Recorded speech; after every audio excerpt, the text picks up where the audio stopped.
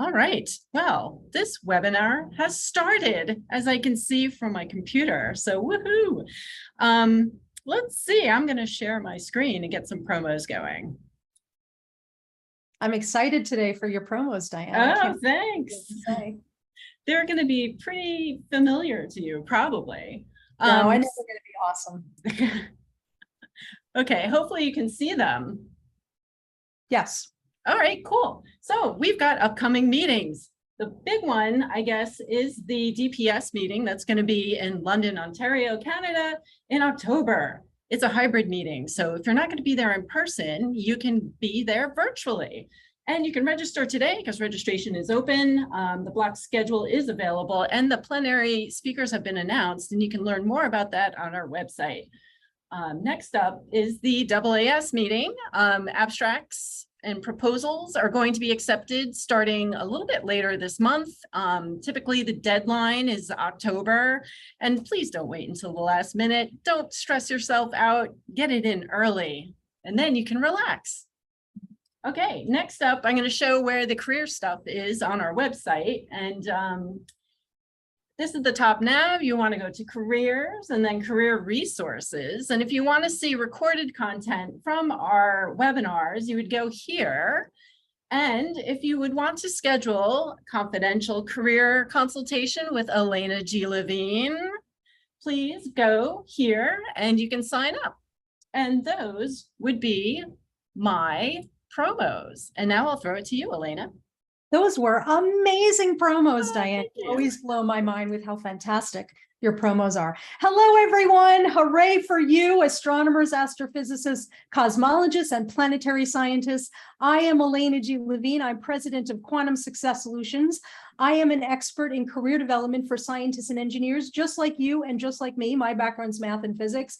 And I have been working with the American Astronomical Society for many years to help you advance your career and build what I call your unicorn career. And this is the customized career that you get a chance to create for yourself. It's aligned with your values and who you are. It honors your authenticity, and it allows you to solve the problems that bring you meaning and use the skills that bring you joy. And of course, if we're going to build your unicorn career, we got to talk about some of the things that influence those decisions and those actions and those opportunities. And right at the top of my mind, what am I thinking of? Oh yeah, imposter syndrome. Does that suck? Write suck in the chat if you think imposter syndrome sucks. I want to say it sucks so bad, so bad. And you know what? Today we're going to talk about specific tactics to help make it not suck as bad, but also help you solve the problem of dealing with imposter syndrome so that you can move forward in your career. This is really important. I want you to be able to be your best self. I want you to be your most successful self and enjoy your life, enjoy your career. And if we're going to do that, we actually have to think about imposter syndrome. And you know imposter syndrome. Anybody know imposter syndrome? You can throw it in the chat or throw it in the Q&A. You know imposter syndrome. It's that feeling that we are a fraud. We do not belong here. We are not the right person for the role. We just accidentally, or by some sheer aspect of luck, we got into the role. And you know what? I'm here to tell you that those are fake news information. We're going to talk about how to actually deal with that. Fred, thank you so much for your comment. Yes, Ken, imposter syndrome sucks. The chat is disabled. Oh, Diane, could you fix the chat, please? It's disabled, and I apologize for that, but I thank you all for letting us know so that you can actually put things into the chat, because I will be monitoring the chat and the Q&A throughout our time today. Let us know if the chat, I guess I'll see if the chat is not disabled anymore. I'll be able to see your comments, but if not, feel free and keep putting them in the Q&A. As always, you're welcome to connect with me at Elena G. Levine on Twitter, on Insta, also on LinkedIn. If you tweet this, you're welcome to tweet anything that we talk about today. Use the hashtag #YourUnicornCareer at AAS_office. Connect with me on LinkedIn. And of course, you are welcome to email me with any questions. And as Diane said, and Diane, if you could throw this into the chat, put the link for people to sign up for a career consultation with me.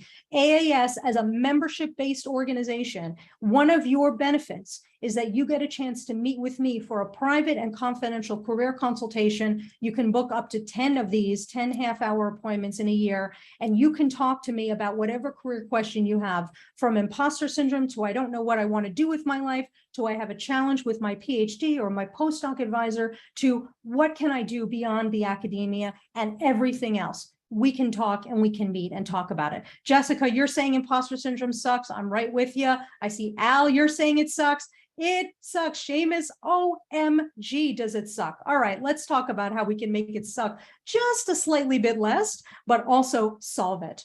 So our plan for today is we're going to identify imposter syndrome, and we're going to clarify that imposter syndrome is a problem that you can solve. Who solves problems better than anyone in the universe? Who solves problems better than anyone? Throw it in the chat. You know, it's astronomers, it's astrophysicists, it's cosmologists and planetary scientists. You are so adept and so nimble and so flexible and so innovative in terms of problem solving. We're going to take that same skill set that you've developed as a scientist, and we're going to pre-purpose those skills to be able to actually solve the issue and solve the problem of imposter syndrome. We're going to recognize that the syndrome, imposter syndrome, and a twin syndrome, which we'll talk about in a moment, is not reality. Asterisk. I'll tell you what the asterisk is also in a moment. We're going to provide tactics to separate the emotions from the reality and help you make decisions to take actions to advance your career and that of your colleagues as well. So here we go. Here we go. But I want to clarify, I do believe that imposter syndrome is a fake news. It's a mental issue. It's our brain giving us mind trickery to convince us that we don't belong, to convince us that we're a fake, we're a fraud. This is not our time. This is not our space. We got in here by total accident, luck, or some other magical parameter that we cannot measure. But, and here's the asterisk, the thing is that imposter syndrome does not happen in a vacuum. I want to clarify that. It doesn't happen in a vacuum. If it happened in a vacuum, that would be a completely different problem that we'd be solving. Imposter syndrome happens within a system that has faults in and of itself. It happens in a system that has oppression, that has harassment, that has sexism and racism and misogyny and all the other isms that you can think of. So I want to clarify, when I talk about fighting imposter syndrome, I'm not talking about something that doesn't exist at all. It exists, but our reaction to it, how we choose to go forward with imposter syndrome, is how we decide ourselves. It happens up here in our brain, and it happens in our heart. And I was fortunate to see an amazing professional speaker, Gen Z activist and author, recently give a keynote at a conference for the National Speakers Association. That's my organization of professional speakers. Brandon Farbstein is an activist. He is an amazing professional speaker. He is a disability activist. He is disabled himself. He has dealt with and talked about and spoken and written about being incredibly bullied as a young man. And he has a particular form of dwarfism and uses a customized Segway for mobility. And Brandon talks about how to love yourself. He talks about how to come above and beyond the noise that you hear. And this was the quote he gave us. And I wanted to share it with you because I think it's relevant for our conversation today in dealing with imposter syndrome. Choosing your thoughts means keeping them louder than the noise around you. Choosing your thoughts means keeping them louder than the noise around you. In other words, the system we are in, which is faulty, is noisy. It will try to convince you that you don't belong. It will try to ignite imposter syndrome within your brain. What you and I have to do is we have to be louder than the system. We do not allow the system to influence how we feel. We do not allow the system to influence how we feel. And that's what Brandon was talking about. So what we're going to talk about today is how to understand what challenge we have with imposter syndrome, but also what power and what choice we have. I'm seeing questions coming in. This is terrific. You're welcome to ask questions in the Q&A. I'm going to monitor it the whole time, and I'm going to answer your questions as we continue along our day. And I'm going to also see if I can stay a little bit longer to answer any additional questions that you might have. We already got a really good question from April. Does imposter syndrome show itself more in certain areas of studies and industries than others? Thank you, April. The answer is no. It's actually prevalent all over any industry, any profession, every career. It is more prevalent in certain levels of our careers, particularly for early career, and I will talk more about that momentarily, but it's everywhere. And even Nobel laureates, even CEOs, even the highest high-level people, the people you think have it totally together, experience imposter syndrome. But our job is to see what we can do to actually fight against that noise, to make sure that our thoughts, as Brandon says, are louder than the noise around you. All right.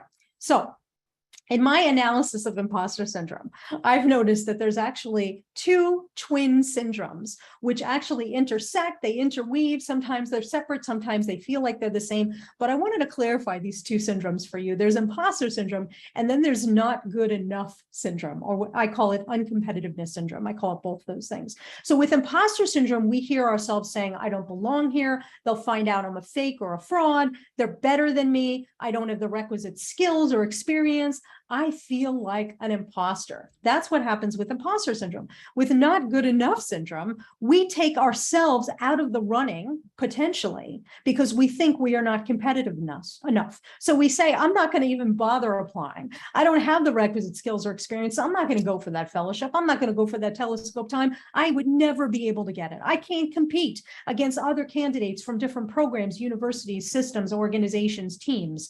I'm not good enough to get X. I don't deserve to get Y. And I'm here to say to you that these suck also. This syndrome sucks also, but we have the power to fight both of them. And I want to tell you a quick story of what happened to me when I was at the University of Arizona. Any U of A alums here, any U of A people, throw it in the chat. If you go to Arizona State University, throw it in the chat. We can be friends too. We can show the world that peace is possible. Let me tell you about what happened when I went to the University of Arizona. Guess what?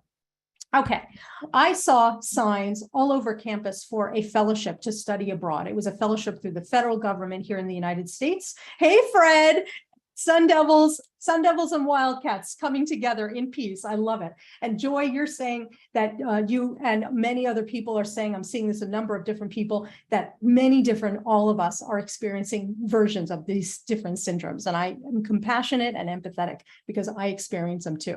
Wow, I do as well. So I was at the U of A, I was a student, I kept seeing signs for a fellowship to study abroad. And I've been obsessed with Egypt since I was knee-high to a grasshopper. I've always wanted to study and live in Egypt. I've been obsessed with Egyptology, really wanted to work on it. I saw these advertisements, and I said, there is no way that I will ever get this fellowship. I go to a state university, I study mathematics and anthropology. I'm not good enough, I'm not smart enough, I'm not the best, I'm not going to be competitive. And you know what? I'm not even going to bother applying. I'm not even going to bother applying. I'm going to take myself out of the running. And then one day, my friend skipped into class and she yelled, guess what? I'm going to China for a year on this fellowship. And ladies and gentlemen and friends, I wanted to punch the wall. OMG, I wanted to punch the wall. Why did I want to punch the wall? What did I actually want to punch in that moment? Put it in the chat. I was thinking I wanted to punch the wall, but what did I actually want to punch? You know the answer. I wanted to punch myself. I was so mad. I was so enraged at myself that I took myself out of the running, that I made myself think that I would never be competitive, so I'm not even going to bother applying. And here's my friend, and she was able to get it. Why can't I get it? And that moment was a light bulb for me, because that rage fueled my choice, because it was a choice, that I will never succumb to not good enough syndrome ever again. I will never succumb to not good enough syndrome ever again. Hashtag, did that actually happen?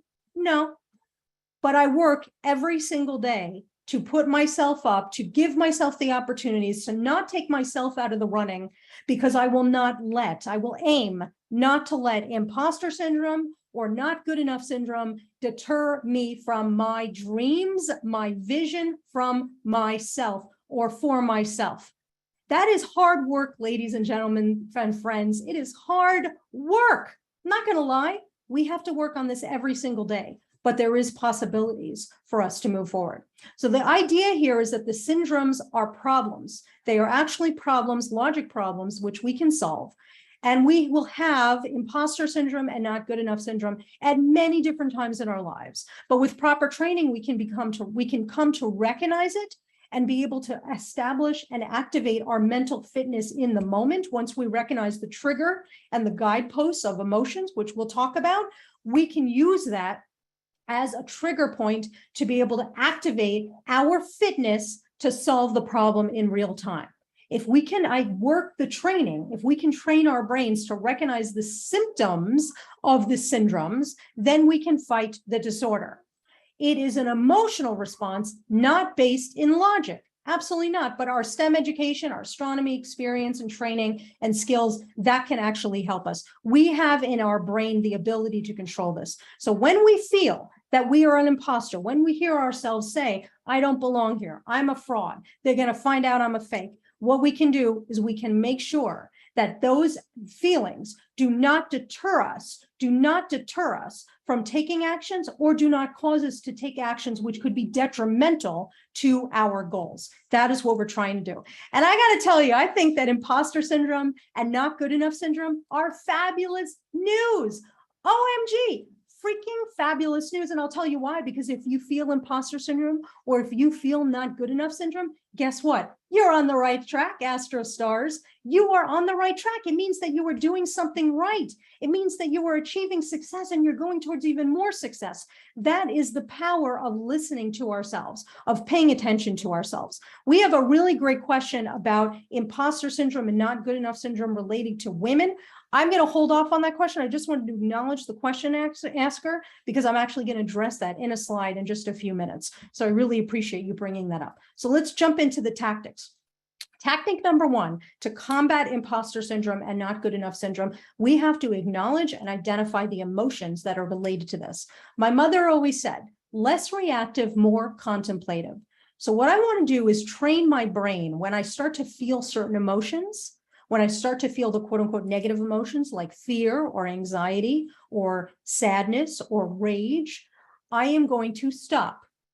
I am going to breathe. I am going to take data, reset, and perhaps do it again and repeat it as many times as I need to before I can actually make a decision based on the data that I'm gathering.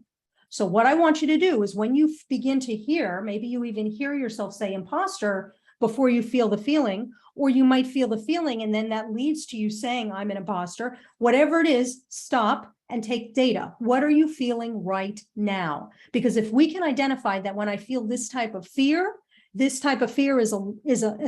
connected, is linked with me feeling like an imposter, we can stop the imposter syndrome in its tracks. Because you might not even realize that it's imposter syndrome yet, but you feel the anxiety, you feel the fear. I feel fear. What do I feel fear about? I'm going to think about it. I feel fear because I feel like I believe that I'm going to be found out as a fraud. That's imposter syndrome. And then we can activate these additional tactics. So what we have to do is identify which came first, the syndrome or the feeling, and then you have the permission to feel the feelings, but I want to tell you about what you can do with those feelings. So there's a really fantastic model. You can look it up. I did not write it. It's called the ABC model, I believe, of cognitive behavioral therapy. So it's really very useful. When I learned about this from my own counselor, I started sharing this with all of my audiences and my coaching clients. And I want to walk you through what this is and how this can help us with imposter syndrome, with not good enough syndrome, and with honestly, with any career issue and even personal issues that we deal with. So let's talk about the ABC model. So what is this? It stands for A for activating event, B for belief, C for consequential feeling. A, activating event, B, belief, consequential feeling is C. So what that means is that we have feelings, we have emotions because we're humans after all. The emotions, we tend to think that we are having an emotional response because of an event happening, but it's actually not. We're having an emotional response because of our belief related to the activating event. The activating event is a real thing. It happens in the real physical world, in space and in time. We can't necessarily change that. But we can change our beliefs, which can change our feelings, our emotional response related to the activating event.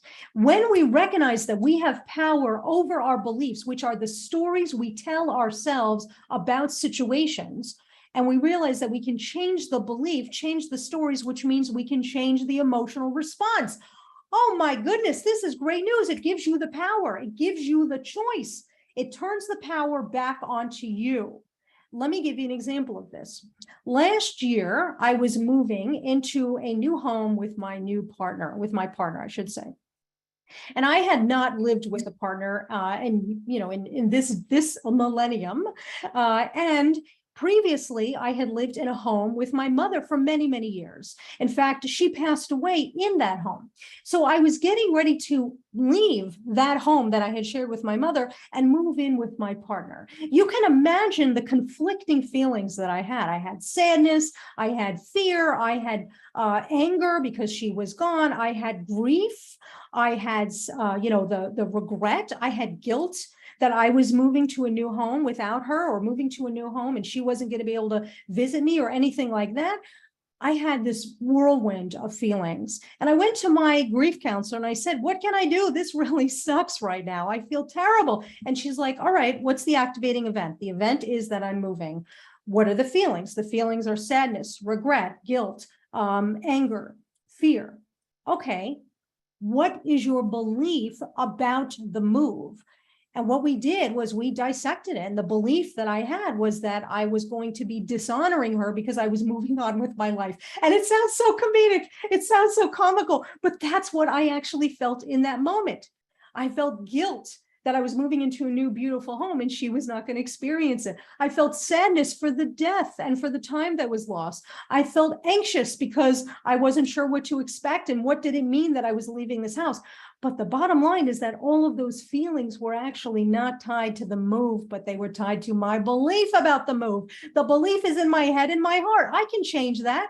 All right. What's a different type of belief? Rather than some belief that organizes and leads to the quote unquote negative feelings, can I have a different belief, a belief that is related to potentially positive feelings? All right. Why am I moving? I'm not moving out of some negative consequence. I'm moving out of a positive consequence. I'm going to move into a new home with a new wonderful person. I'm going to move in with my great friend and my partner. I'm going to be able to paint. I'm going to be able to garden. I'm going to be able to decorate and move furniture around and all sorts of stuff like that.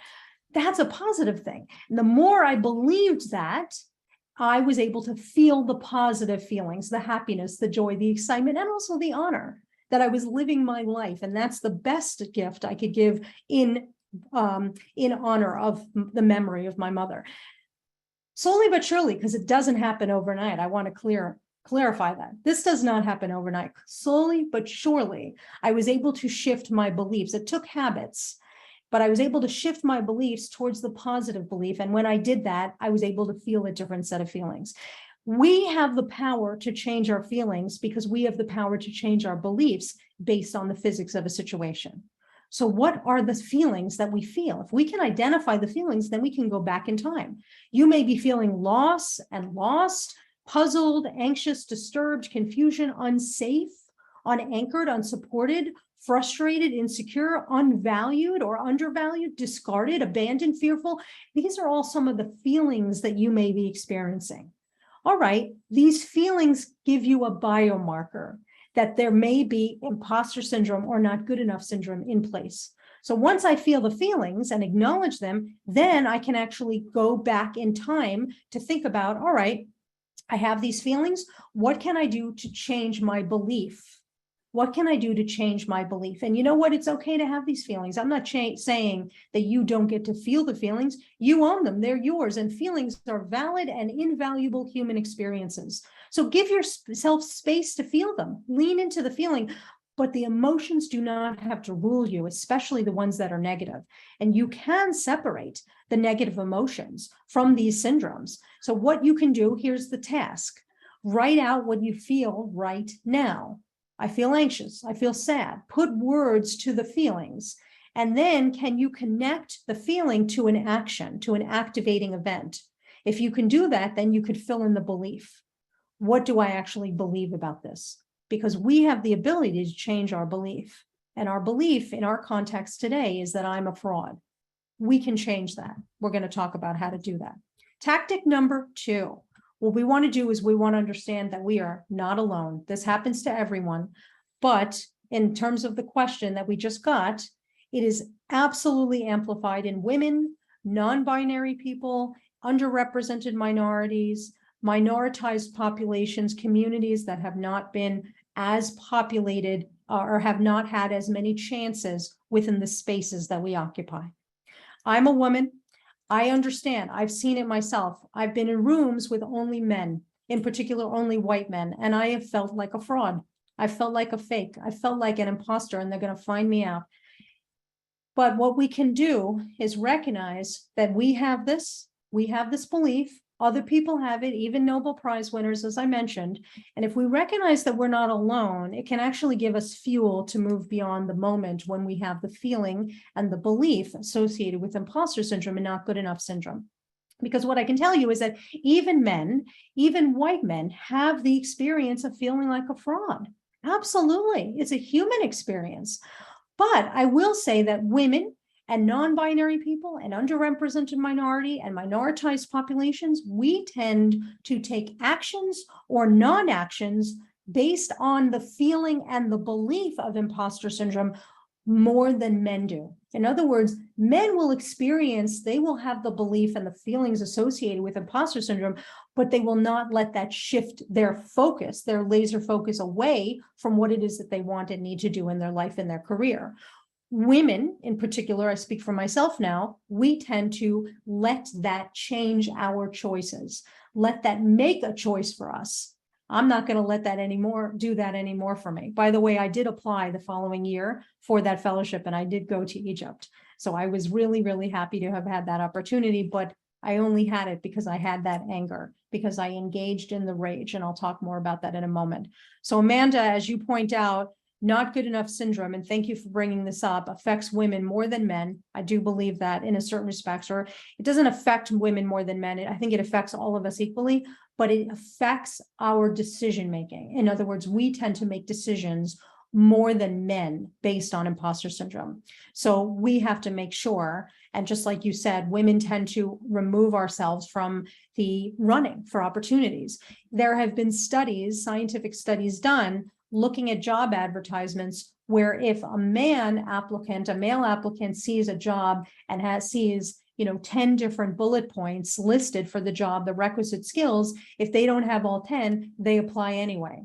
And women, when they see all 10 and don't have all 10, they tend to more often not apply versus men. They take themselves out of the competition. Why do we do this to ourselves? Why are we doing this to ourselves? It sucks so bad. And you begin to see that this is a terrible, terrible, illicit, insidious set of syndromes that we have to fight against. I'm seeing some really good chats that are some really good points that are coming through into the chat. And so when we think about imposter syndrome, we want to focus on what we can do to give ourselves support, be compassionate, gracious, and support to ourselves. But before we provide that support, we have to get mad, ladies and gentlemen and friends. We have to engage in rage. When you feel like you want to punch that wall, instead of destroying the home, say to yourself, what does this rage mean to me?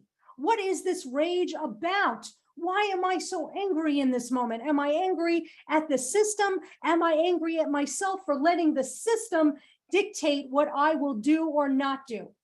And you know what? One of the things that we can do, one of my most favorite tactics to fight and combat imposter syndrome and not good enough syndrome is to engage in rage towards our brain. Because since imposter syndrome is a mental mind trickery, we have the ability to fight it.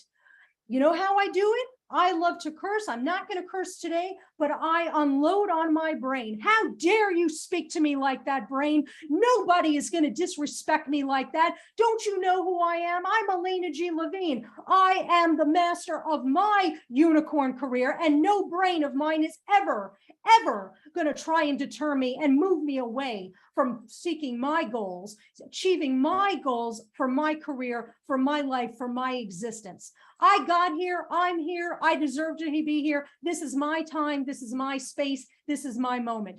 Throw it in the chat. How are you going to scream at your brain? What are you going to say to your brain? Are you going to say, how dare you speak to me? Are you going to say, you don't get to disrespect me today?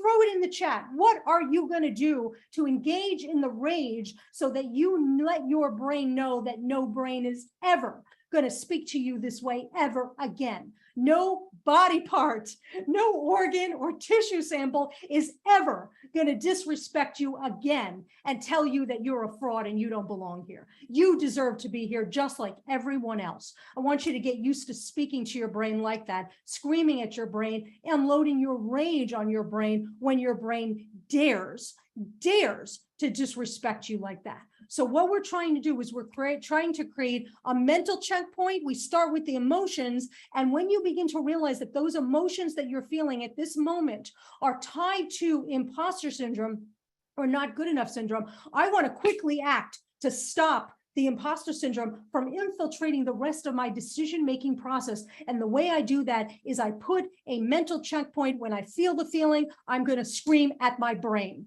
because it stops me quick. It pulls me out of it. The rage is so helpful. So I want to do everything that I can to separate the imposter syndrome from myself.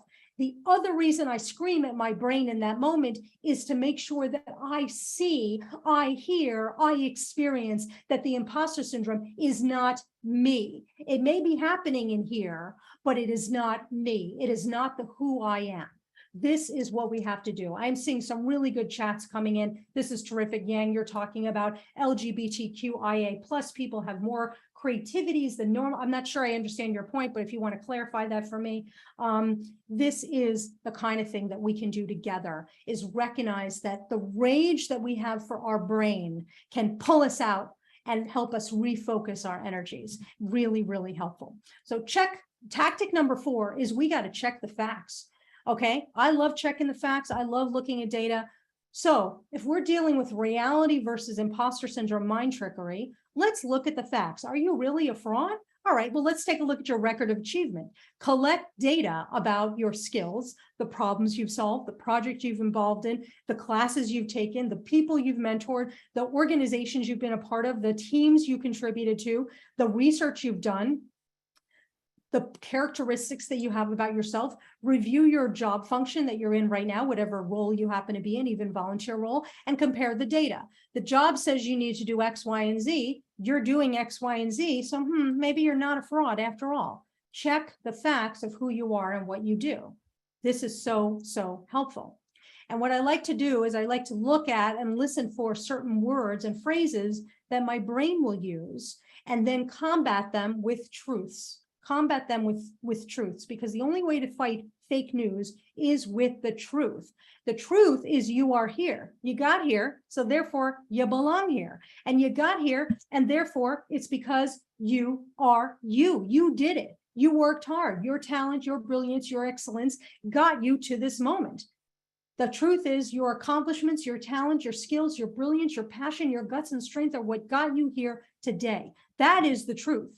Now, the mind trickery is that you don't belong here. And you know what I would use when you think in this way? I would use like the weirdest, craziest kind of voice to separate it out from myself. You don't belong here. You got here by some accident or some twist of fate. Your accomplishments are meaningless. Is this super annoying, by the way? If this is annoying, throw it in the chat and then come up with your own annoying voice. You don't have talent. You think you're smarter than you actually are. You're not. Your passion doesn't count. You're afraid and you're weak. Well, you know what? I'm here to combat that with the truth of who you are, the truth of who we are. It's awesome. We have to fight it. Seamus, thank you very much. It is super annoying, but we want to separate the truth and the mind trickery. And by putting in an annoying voice, When you have that rage and then you switch to the truth, when you listen to yourself speaking in that annoying voice, it then acts also as a mental checkpoint that, wait a second, I'm not the imposter. I'm not the imposter syndrome. I am Elena G. Levine. I am Seamus. I am Jessica. I am Isaac. I am Yang. I am Fred. I am Peter. I am all of you. And you know what? That imposter syndrome is not going to rule me. It is absolutely not going to rule me. So I want you to come up with your own annoying voice to speak in that.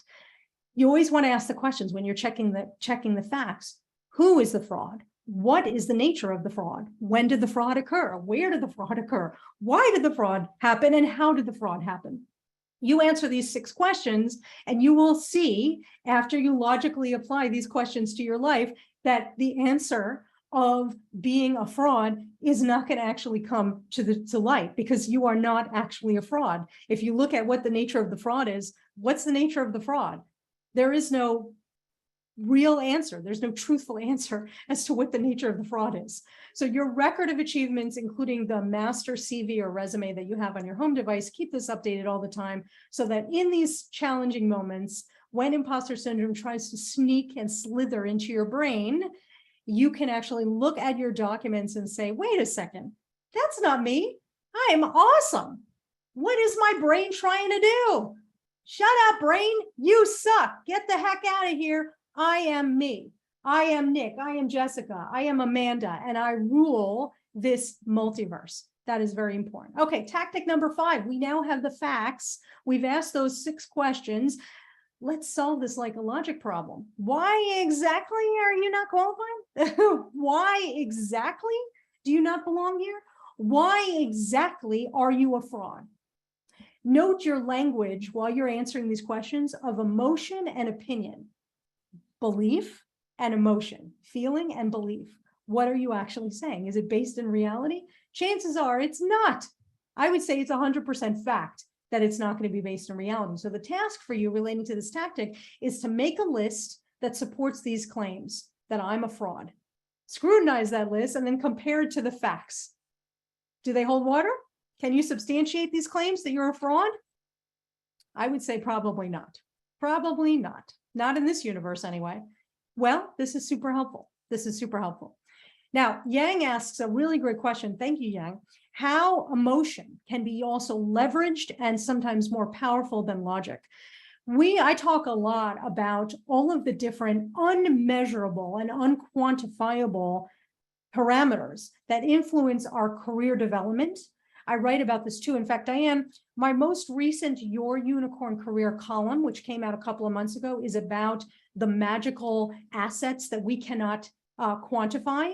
And if you don't mind throwing that into the chat, just Google Your Unicorn Career and you'll see that last column that I wrote about these unmeasurable things. I think it's called Turn This Alchemy into Assets, because I want everybody to have that resource. So I talk and write about these topics a lot, about this alchemy and how we can leverage these things. And so what can we do to better understand? We use emotions. Emotions are a human experience. So we use emotions as a guidepost, like I've been saying. If I feel this type of anxiousness, if I feel this type of fear, wait a second. I'm training my brain to recognize that as a potential guidepost of this may be imposter syndrome. This may be uncompetitiveness syndrome. I'm going to use that as a guidepost. So that's how that can be helpful. But in answer to your question, Yang, the reality is that there's so much of our human experience that we cannot measure that influences how we make decisions, including our gut instinct. And Diane, another quick article, if you could throw it into the chat. It was an article I wrote for Physics Today. It was called Trusting Your Gut is the Greatest Gift You Can Give Yourself. It's all about what the gut instinct can do for you to help you improve. And I think we could even do that as a future webinar as well. So Yang, thank you so much for that great question. There's so many other things that we can leverage, and I'll talk more about that momentarily. So after we've engaged in the rage and screamed and cursed and unloaded all sorts of information and looked at the logic, now I want to praise myself. I want to praise myself. I want you to hear yourself say, I did this. I'm in this lab because I got here. I'm looking through this telescope at that alien on that exoplanet because I worked hard. because I worked hard, because I'm talented, because I'm smart, because I rock. I am a STEM deity. I probe the universe. I am awesome. And now I want to give you the opportunity to say this for yourself. I want you to hear you say it. I want to hear you write it, or hear you write it. I want to hear you write it. I want to see you say it. I want you to put in the chat, say something awesome about yourself. I'm awesome. Tell me what you're good at. I'm great at astronomy. I'm great at solving problems. I'm a great leader. I'm a great mentor. I'm a great talent. Write it in the chat right now. Write it in the chat. What are you great at? Because I want you to see and hear and experience you praising yourself. We do not praise ourselves enough. We don't do it. Throw it in the chat. What are you great at? I want to see it. Seamus says, I'm great at figuring things out. Yang says, I will be a great husband. Thank you, Yang. Ken says, I'm a master educator that works in an immersive environment. Al says, I'm unique, not following the crowd. Al, I'm with you. I'm like that too. Amy says, I'm a gifted communicator and educator. Fantastic, Amy. So glad you said that. Gotham says, I'm a great astronomer. Catherine says, I'm great at working hard. Alexia, you said you're a STEM deity. I love that you said that. Isaac, my diverse background gives me a unique perspective. Alejandra, I'm a great astrophysicist. You bet you are. Heck yes, you are. Jessica, I'm a prospective astrophysics graduate student, and I bet you will be a great one. And Joy, I'm a good autodidactic. And hashtag praise for you for using a fantastic word today. Fred, I'm an astronomy knowledge sponge. I would agree with that. You're also a great writer. I've seen you write. This is terrific that you were able to do this. Why don't we do this more often? I want to give you a homework assignment. I want you to get into the habit of praising yourself. And here's the habit, what we're going to do. Every day, I want you to spend 15 seconds. Set the timer. 15 seconds writing 2 sentences or as many as you want in 15 sentences about what makes you awesome. I'm a great communicator. I'm a great sponge. I'm a great autodidactic. I'm a great astrophysicist. I do X grade. I do Y grade. 15 seconds. I want you to write as many things that come to your mind about how great you are. And I want you to get used to that. Put it in one location. And then the next day you'll come back to the same location and write it more. And so on and so forth. I want you to do this for 1 week, every day, 15 seconds. Because after a week, I want you to be able to see how awesome you are. This is going to fortify you against imposter syndrome. But you know what? It's also going to fortify you against real jerks. Let's be honest. Astronomy is a fantastic field. It's a wonderful, nurturing environment. It's a global, intergalactic community. But occasionally there are jerks. You and I will interact with jerks. It's surprising. I know I'm shocking you. I'm blowing your mind right now. Psh, totally blowing your mind that there are jerks in astronomy. There are. When we deal with those jerks, we have to go back to our own praise. We have to be strong. Just like Brandon Farbstein says, we have to be strong enough to not let the noise outside us, influence our internal voice. The praise that you write today and tomorrow and the next day is going to help fortify against that. I highly encourage you to put that in there. It's really, really helpful. I'm seeing some more praises coming in. Yang says, I care for people and I put the nuclear sciences into good uses of perspectives. I love that. Alexia, you say my quant skills are top notch. Yes, they are. I see Al. Al, your advisor wrote, I suspect you will be NASA's next great scientist. Put that on your desk. Put that on your notepad. But remember, praise from other people is great, but praise from ourselves is what's actually more important. That's what's more important. So I want you to remember all of that. So I love that you're doing this. This is terrific. People, you can continue giving me comments and questions. Diane, if you could do me a favor, when I answer a question, if you could just put answer live so it's removed from the list of questions, just so I can keep track of cues, I would really appreciate it. Thank you. So we've taken internal data. We've praised ourselves. Now I want to take data around me. If I'm a fraud, could I be the only fraud that's here? Are these other people frauds too? Who else has pursued and landed this opportunity? What have they done? They have a PhD in astronomy and I have a PhD in astronomy. We're both postdocs in this group. Why am I a fraud and they're not? Check the facts. And here's a powerful message that I want to give you, a powerful sentence, and I want you to throw it in the chat with 4 to 7 exclamation points. If they can do it, I can do it. Throw that in the chat right now because I want you to see yourself writing it. And if you want to scream it out loud, you can do it. If they can do it, I can do it. I want to tell you a story. I've been a professional speaker full-time since 2009. Yes, Seamus, if they can do it, you can do it. Alexia, yes, if they can do it, you can do it. And you know what? Most of the time you can do it better. Remember that. I've been a professional speaker part-time since the early 2000s, so very, very ancient days. The reason I became a paid professional speaker, the reason this became my job, stems back to a conference I attended in 1999. And I just found my journal from that conference where I wrote down these notes. And I could not believe that I had remembered the story exactly as it actually occurred. In 99, I was attending a conference for staff members. It was a professional development conference for staff at the University of Arizona, because I worked for the U of A for many years. And the speaker was breaking the cardinal rule of being a speaker. This was the keynote speaker. She's supposed to be motivational, inspirational, and strategic, and give us tactics to move our lives and careers and business forward. She is breaking the cardinal rule by saying things that are making the audience feel bad. I'm watching as she's speaking. She's insulting the audience, and I'm looking around. People's body language is beginning to reflect how they feel inside. They are shrugging their shoulders, they're frowning, the corners of their mouth are falling because they feel in that moment like they are a failure because of what she is saying. I saw this keynote speaker who is being paid to do this job, watching her disrespect and offend the audience and not even do a great job in the speech in and of itself. And I thought to myself, I am so angry right now. And I wasn't angry at her. I was angry at myself because I knew that I wanted to transform my career. I knew that I wanted to get back to my performing arts background. I knew I loved science. I knew I wanted to find a way to bring all the things I was really interested in together. And when I saw her do this, I got angry at myself, engaged in the rage. And I thought to myself, if she can do this, I can do it, and I can do it better. I went to the head of that conference. I called her on the phone and I said, I saw that speaker. I want to be your speaker next year, and I'll do it for the same rate that you paid her.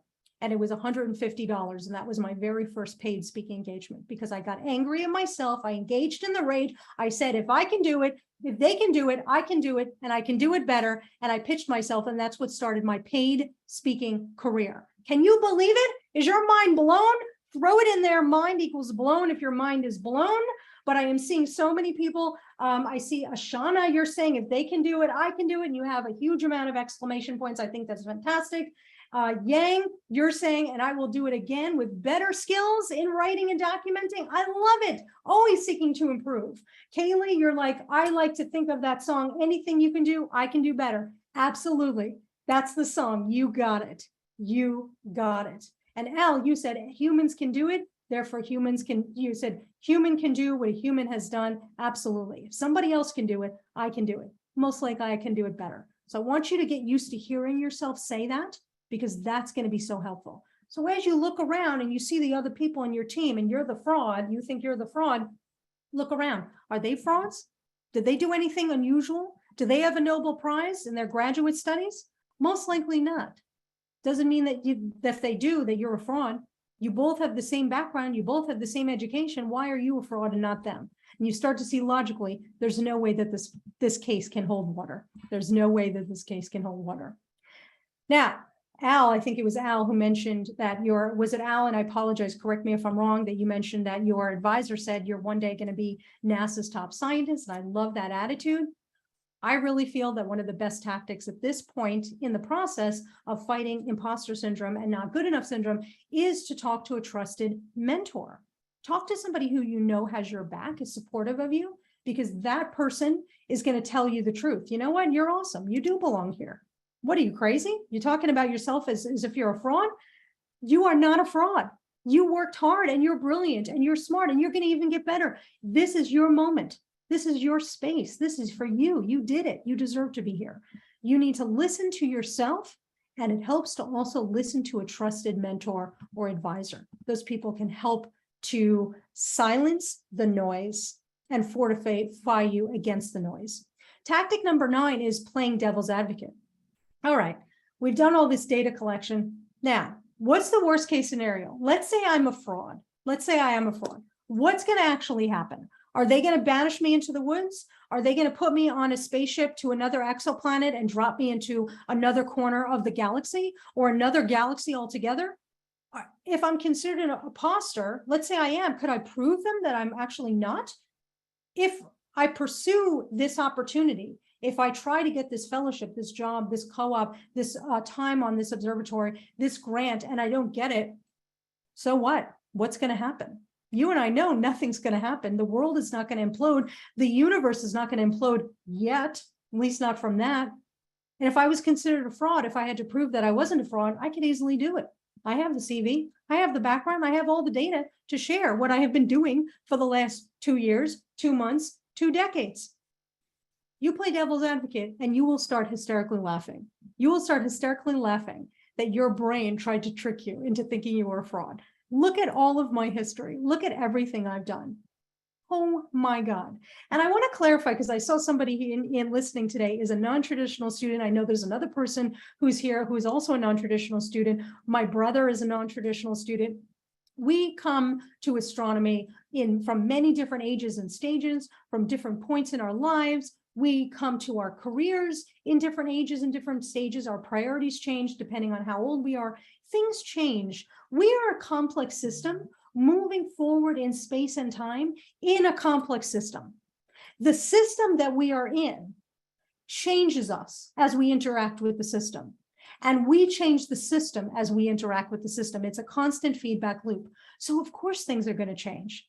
And I'm here to tell you that all of the experiences you've had, whether they were astronomy, things that you did when you were 19 years old, or when you were 40 years old, or 30 years old, or anything and every age, astronomy or not, all of those experiences are valid and valuable. They are all part of your record, and they all demonstrate what type of a talent you are. All of them, and even the non-astronomy ones, demonstrate what a talent you are in astronomy.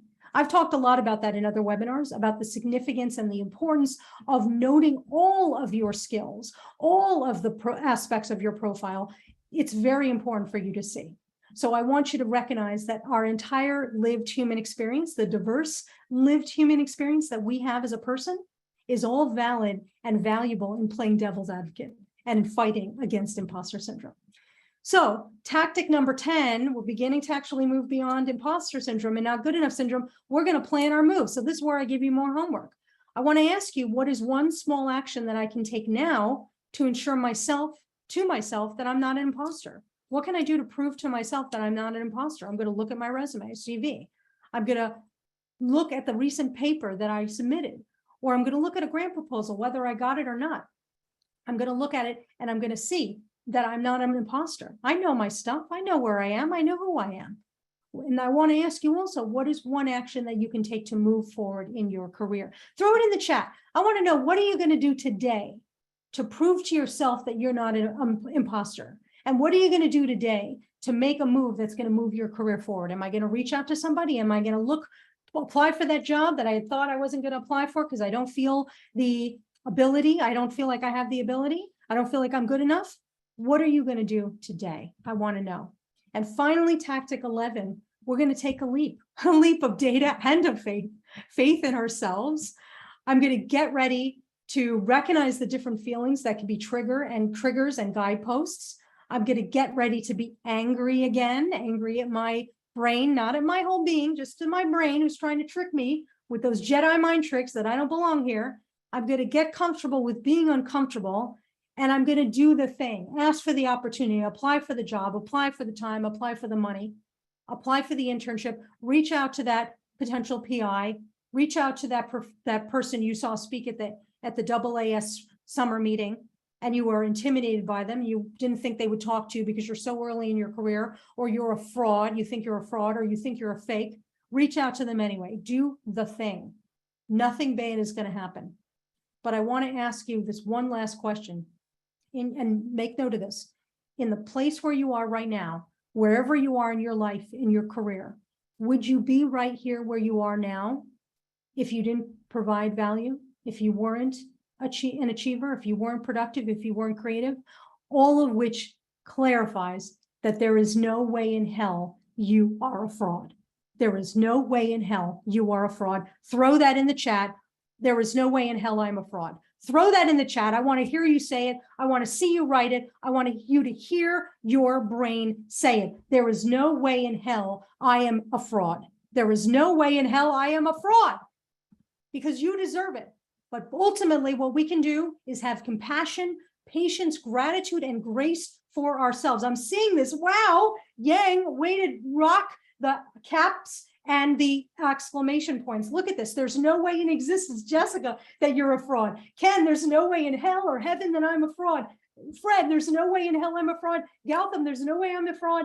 I love this. This is the attitude that got you where you are today. Because make no mistake, you're a star, baby. You rock. You rule the multiverse.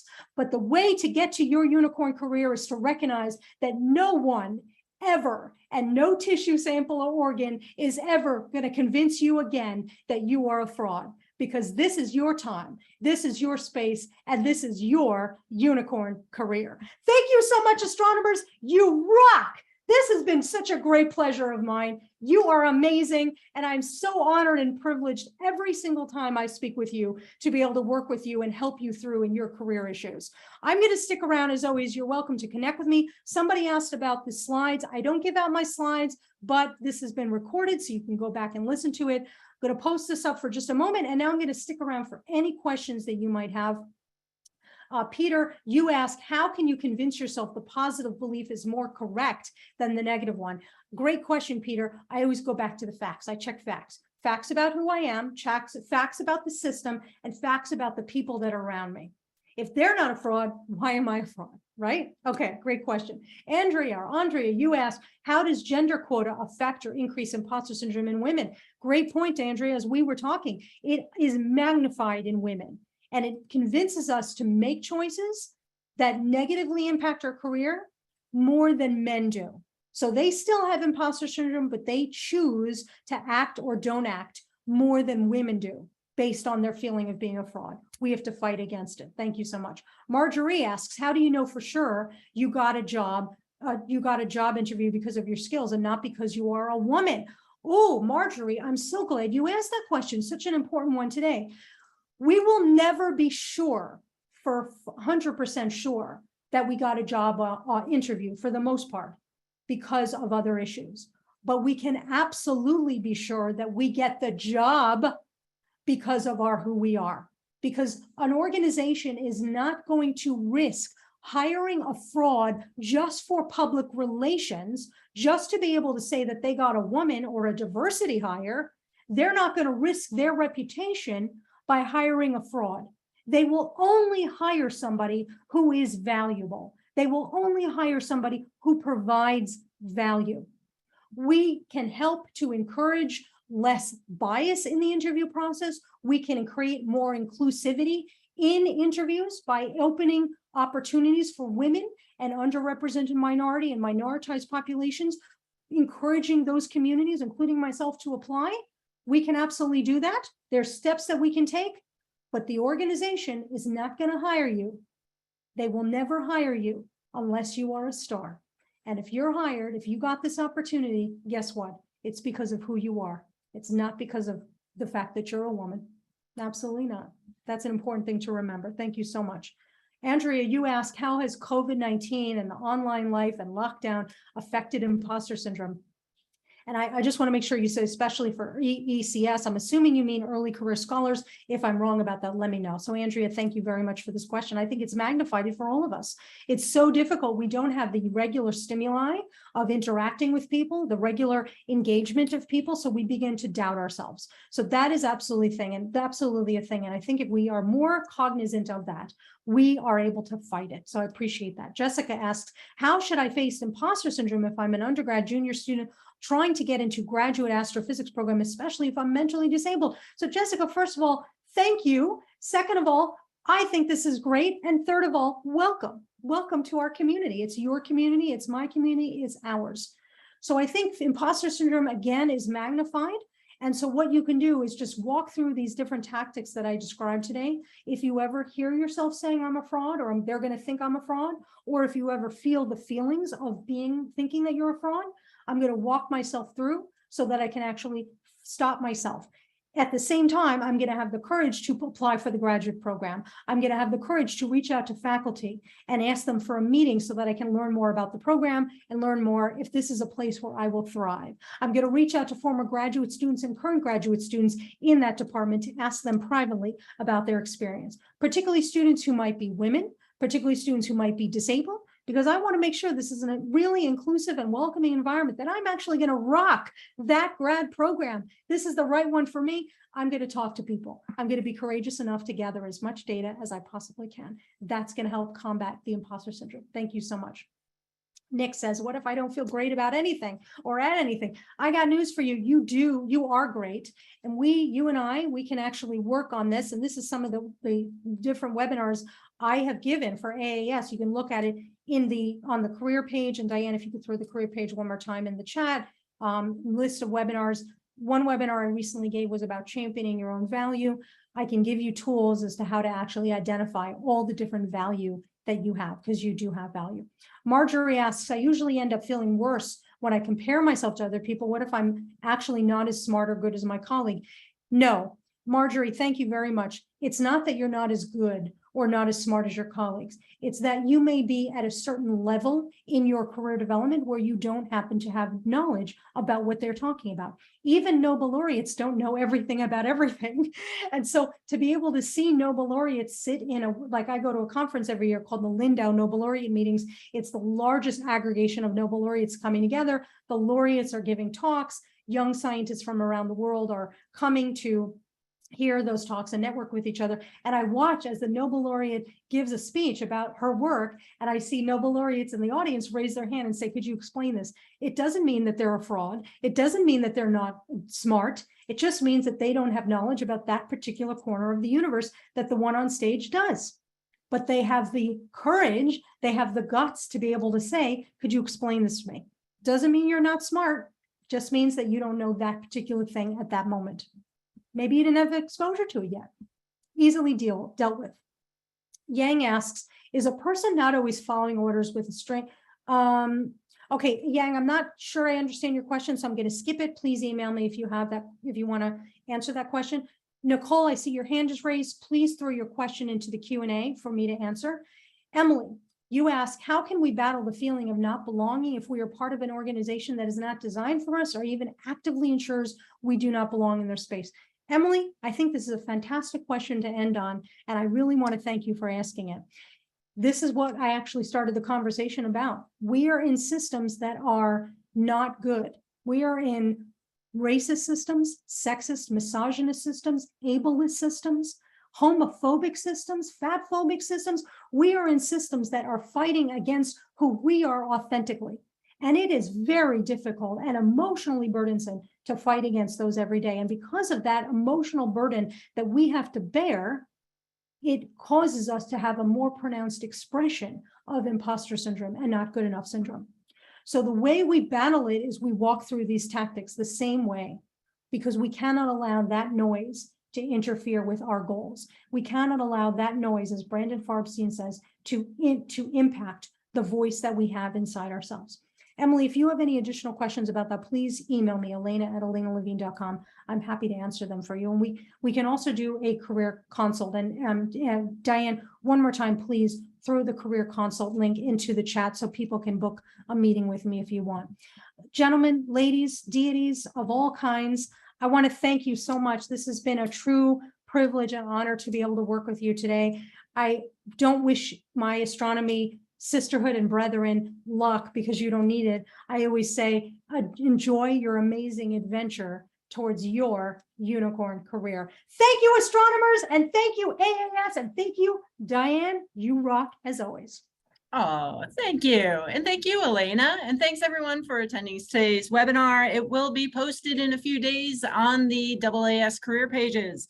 So I'm going to stop recording now and wish everyone a great afternoon. Thank you, everyone.